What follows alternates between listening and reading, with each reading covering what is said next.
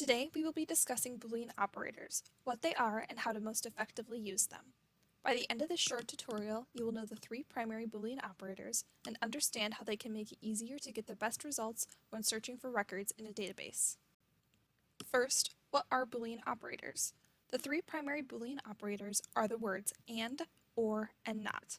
Placing these operators between your search terms helps to either expand or narrow your search results.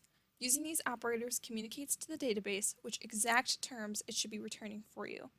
Boolean operators will help with two roadblocks you may face. First, weeding out results that may share the same terms as your search query but are actually unrelated to what you're looking for. And second, expanding your results to include records that discuss your research topic but do not use the exact terms that you are using. Let's now look at how we can put our Boolean operators into action. In the first search on this slide, we are using the operator AND so that our results return sources that must discuss both food waste and the United States. In our second search, we are expanding our potential results by adding the word America to our search. This will return results that discuss food waste in the United States or in America, depending on the words the author uses in their source.